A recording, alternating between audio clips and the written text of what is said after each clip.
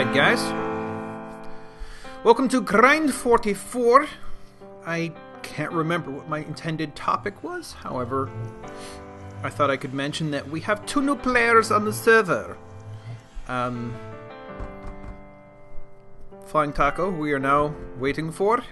We'll lead him back to the center of the universe. And Zalimir, who just probably crashed, who has been having so much trouble staying connected. Oh my god. Oh, look at them all. I want all that ink down there. Actually, I better get all that ink down there while I can. But, yeah. Zalimir is somebody that Kalixstar knows in some fashion and has vouched for and seems to be good, except for...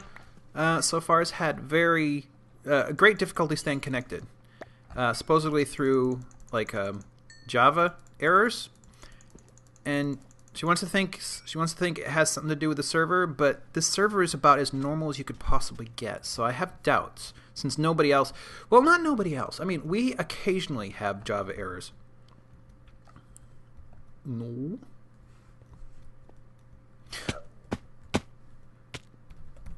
Gotcha, never mind. Because he has there's another chest here. I was confused for a second there.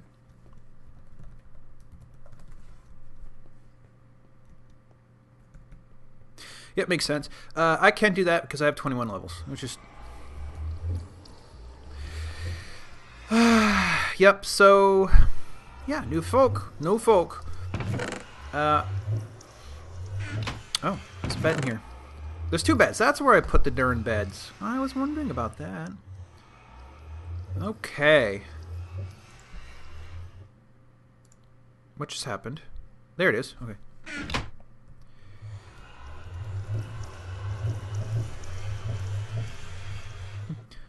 Perhaps I will fish. This will be as boring as possible. Oh, look, there's more of them spawned down there. What's this? Was that just him? 3 levels?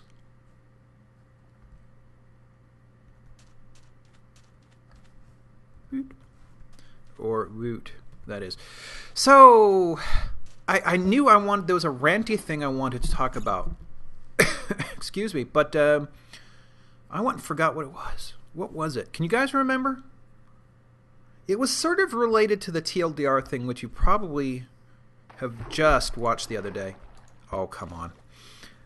But, I can't remember what it was.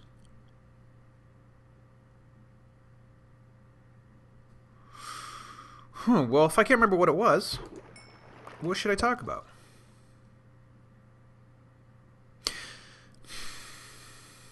This is Trixie. What happened recently? What happened recently? Oh, come on.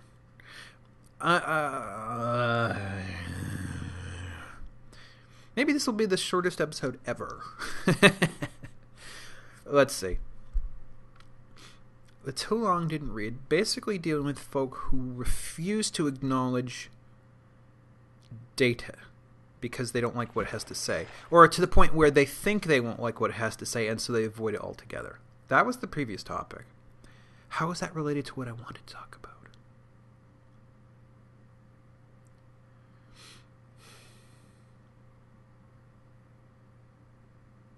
God. I mean, there have been a number of arguments which I could, have a one-sided tirade on my own here for your benefit, perhaps. Kalixstar has joined the game. But,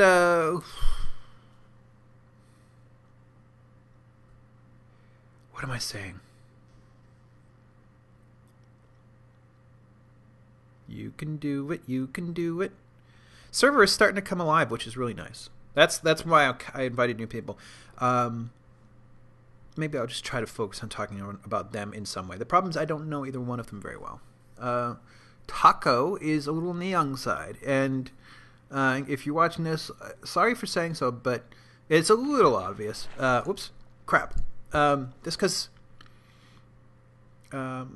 he's a little expectant of things going his way pretty much exclusively.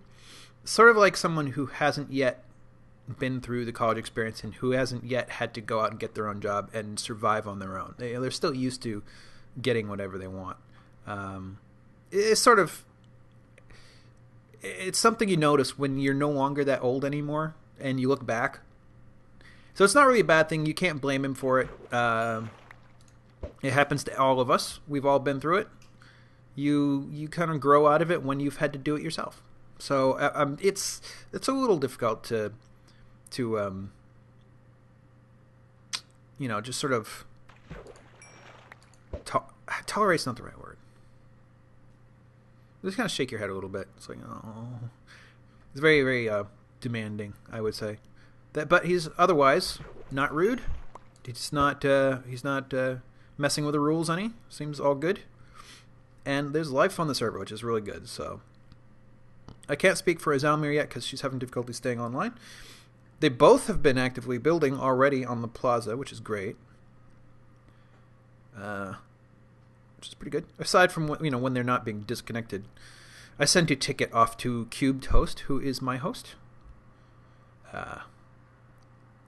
And apparently I got a response, but I'm not going to be able to look at it just now. Hello? Give me all the interesting things. But yeah, actually, there's been a lot of, hey, can you install, home and back, which apparently are bucket commands, and we're not going to be doing bucket. And then, keep items where if you die, your items stay on you. I actually tried it because it's not that unusual a request or not that much stranger than being able to come back to life at all in the first place after having died. But it doesn't work. It's apparently not a real command, so I'm not sure where they got that from unless it's also a bucket mod. But like I said, no bucket here. We're going to be Forge because it seems like Forge offers more control, whereas bucket seems to be more generic and lower level. Could be completely wrong about that, but looking at the mods available for bucket, they seem to be a lot more muted and a lot less capable than the same things I've seen for Forge. So I'm not sure about that. But I thought, well, excuse me, I'm not exactly congested. It's just something in my throat. Come on, give me a book. A Fortune 3 book. Actually, I don't need it. I want Silk Touch. Or Flame 10. But, the home and the back thing, excuse me. I guess it's some sort of, by command teleportation system, and what I'm thinking is, no, not that, but an in-game mechanism that allows something similar to that to happen. Uh-oh. Hasn't it been dark this whole time? Come on, hurry. There you go. So an in-game mechanism, like a magic... you have to make a really expensive platform where you can teleport to, and then you have to make expensive regions like a stone that you break and it teleports you. And so you can use this, and it's expensive, so you don't use it and abuse it constantly like you would a command. And it fits within the story somehow. I mean, not that there's much of a story, but there is something... Oh! There is something of a narrative here that I do, for crying out loud, wish to maintain. If you make it too easy to do things, you ruin the game. And I'm not going to have that happen on my server. But there may be ways to compromise that do fit. So we'll consider that, I think. But that's not a short-term thing. That's not going to happen tomorrow by any stretch of the imagination. So I'm a little worried our new guy will get frustrated with not having cheat commands and basically quit. Hopefully not. I mean, you can only use commands like that so long before it kind of undermines the challenge, and if it's not challenging, it's no longer interesting. That's how it's been with all games I've ever played. Once they get too easy, they stop being fun. Now, travel isn't necessarily a thing that you would equate with challenge, I suppose, which is why I'm kind of willing to consider an in-game technique for this. I can say, though, in my own game ideas, this is apparently just going to be a rambling episode. Whoa. Hello. 25. I still don't know. How did I get 3 levels out of whatever that was? Cat, why are you sniffing my feet? Cat, he's such a... You're really begging. Whoa. You're a really demanding cat today.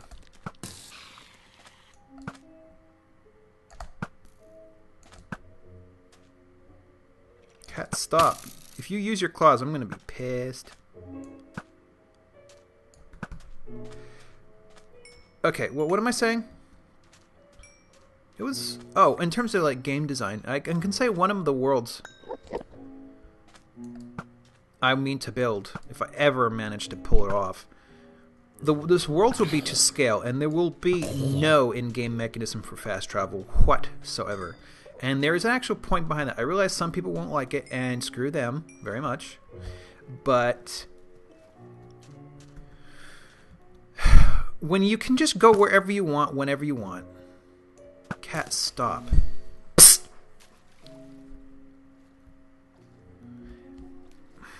I experienced this with WoW, because WoW was a tiny game. And some parts of it were limited. You couldn't go there because it was too hard. But you could go there anytime you wanted, basically. It was too easy to move around. And what you quickly discovered was the world is tiny. Too small. There's so little content. You lose the ability to imagine anything more than what you've already seen. And that really destroyed the game for me. As soon as I'd seen it all, I was done. I was gone. And I really want that to never happen in my games.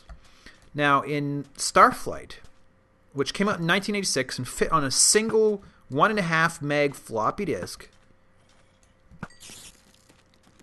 there were 1,200 something planets in the game, and every one of them was large, and every one that had life had unique life. So there was always something new to see and explore.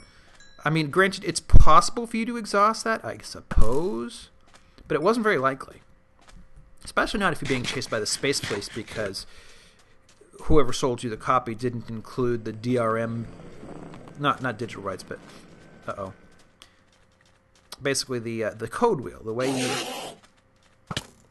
Crap. This is not a good combination. Scrap. Damn it. That sounded good.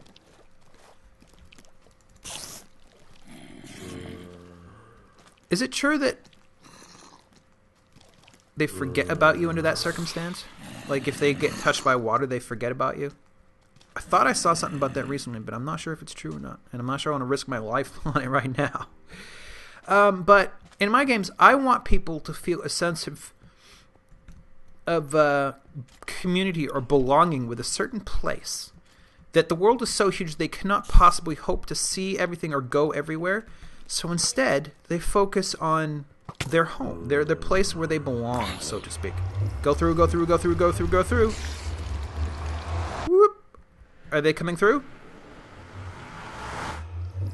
Excuse me, apparently not. Okay. And that's pretty important to me. So, what's over here? Okay. So the mechanism then is huge to scale, as in the world is the actual size of the world. It's not some approximate size or something like that. It's the actual size of the world. And you, at the very beginning, the only thing you can hope to do is walk. That's all you can do. You cannot fly. You cannot teleport. There's no mass transit system you can sit on and will just, make the screen fade and then it fades in and you're at a new location. No. None of that crap. If you want to go to a location... Oh, geez. Okay. If you want to go to a location 100 miles downriver, you're walking. That doesn't mean that's the only thing that will ever happen. But that's how it will be in the beginning. And if you want anything better, you have to invent it. You have to create it. You have to maintain it because things can break down. You have to actually be able to appreciate what it takes to have these things that you take for granted. maybe that even ebbs into the sort of things I'm meant to talk about, because right now this, speaking of rambling content, I have had, discussions lately with an libertarian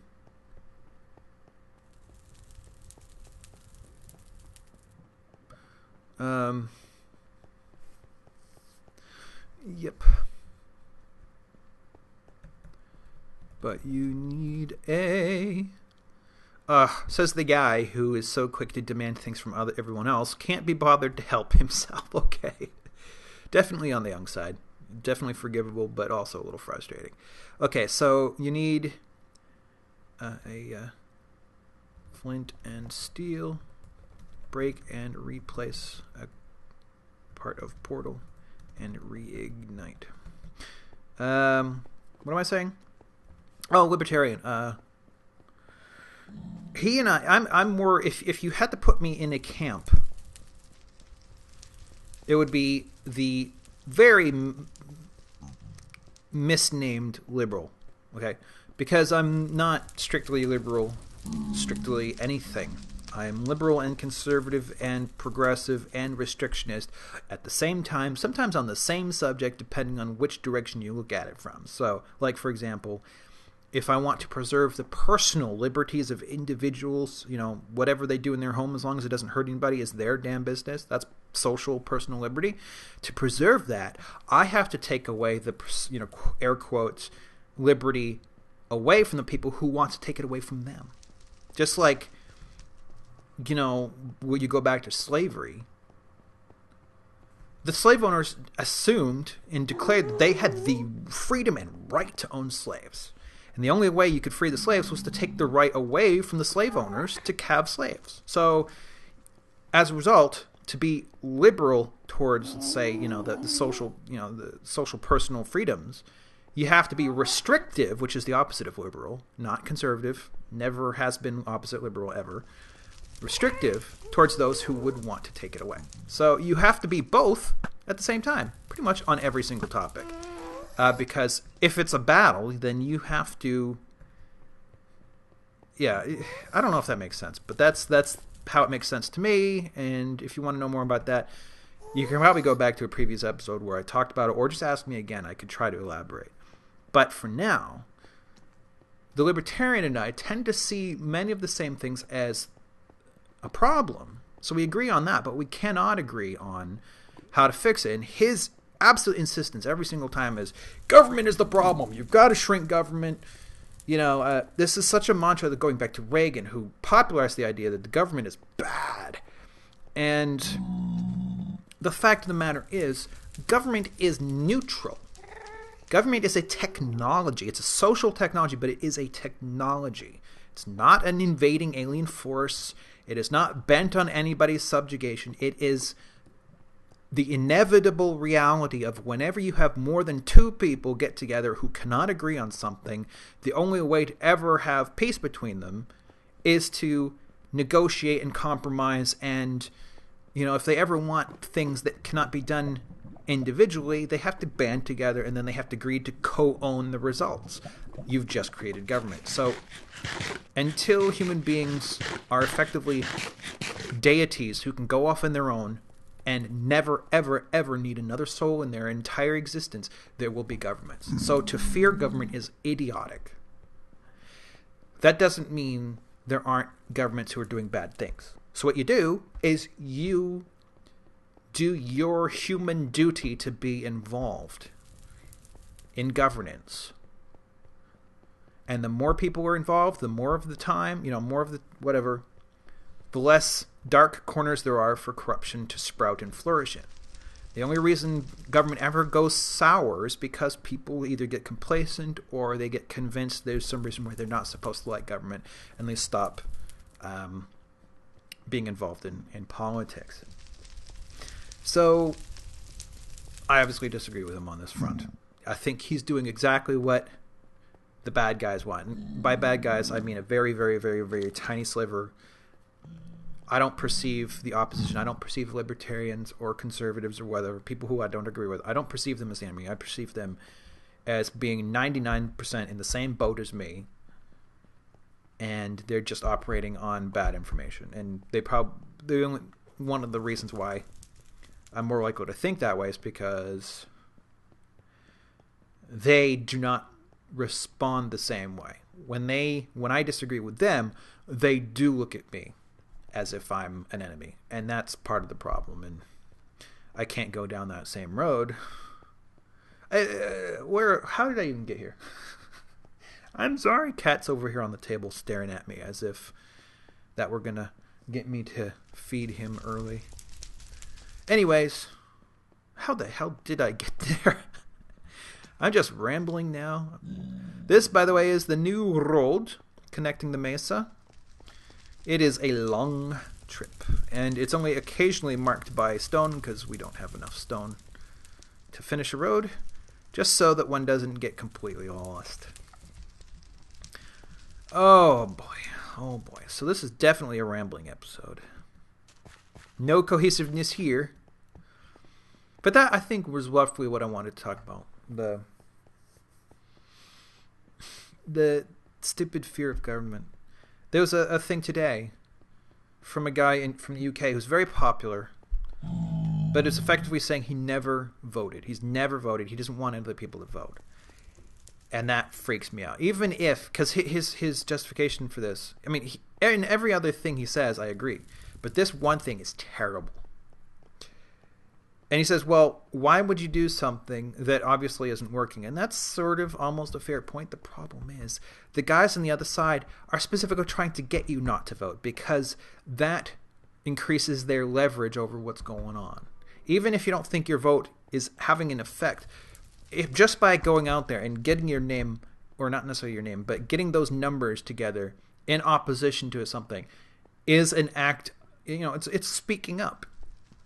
It is putting numbers. Other people will see those numbers and they'll come away with an impression. And that's important even if you don't think your vote actually got somebody you want into office.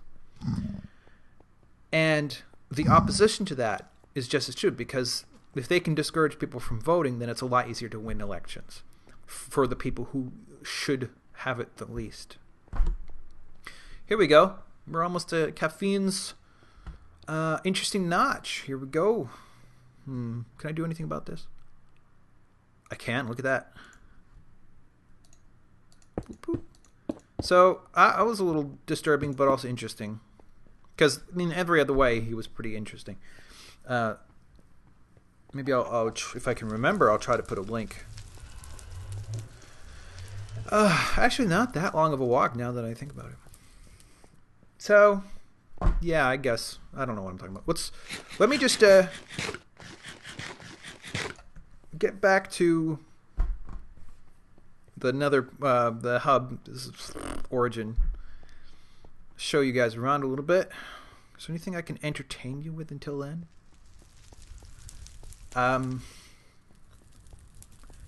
Yet another planet discovered. This one is a hellish hellish world, very near its sun, which is not uncommon. The sun, however, is nearly identical twin to our sun. I'm not sure if it's the first that is that way. However, this one is also part of a stellar cluster, a tight conglomeration of stars, which usually tell me they're very young. So this planet is probably also very young.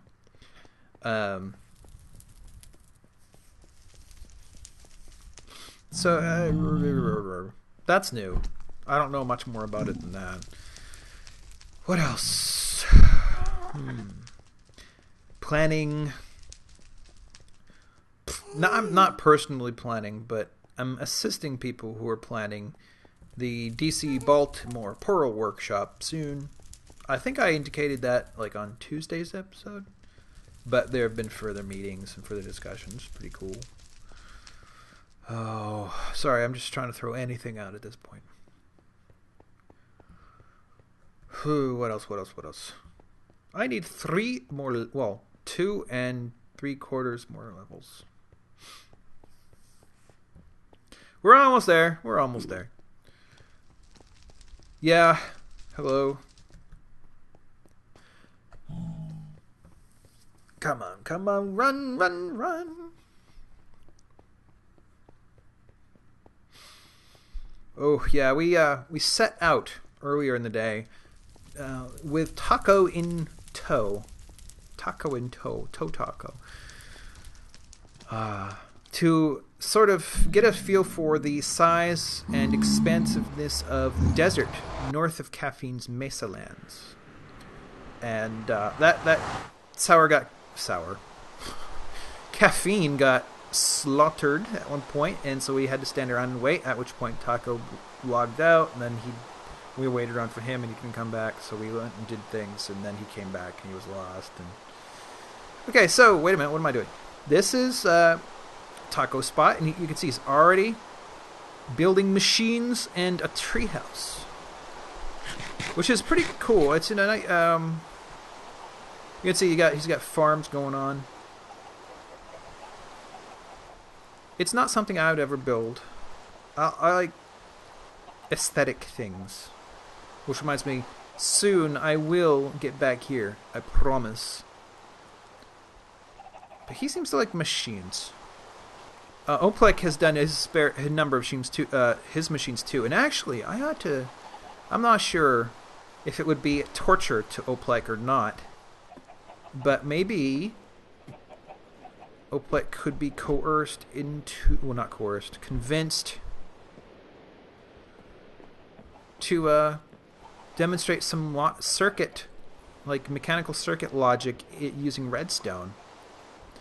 I bet that is something that Taco could learn from. But he's doing interesting things with these machines, that's for sure. And over here, I am so sick of that lunging business. Over here is Zalamir, who is a friend of some sort of Kalixnars. So let's see. This is growing very fast. It makes me feel like I'm accomplishing nothing at my place. So we got a circle. Oh, hey, cool. They took advantage of the... Oh, geez, look at that. Cool. They're taking advantage of the cavern that was already here, but apparently have extended far beyond that. Whoops. Let me not get them in any trouble. That's cool. I'm feeling kind of pancaked under here, though. I could say that much. And we have like a half circle. This feels complicit. Well, not complicit. This feels intentional. Even that's a bad word. There's a plan, is what I'm getting. There's a plan behind this. I just don't know what it is. Oh, all right. Well, that was enough rambling for one day. I'll probably come back in a few minutes and record the next grind, because tomorrow night I have another Hackerspace meetup to attend, and there will be planning for this year's events, so I don't want to miss that. But so yeah, I won't be able to record tomorrow. Tomorrow's be a busy day. So yep, thanks for watching. Thanks for putting up for my complete tangent storm. And please come again, and again, and again. Thank you.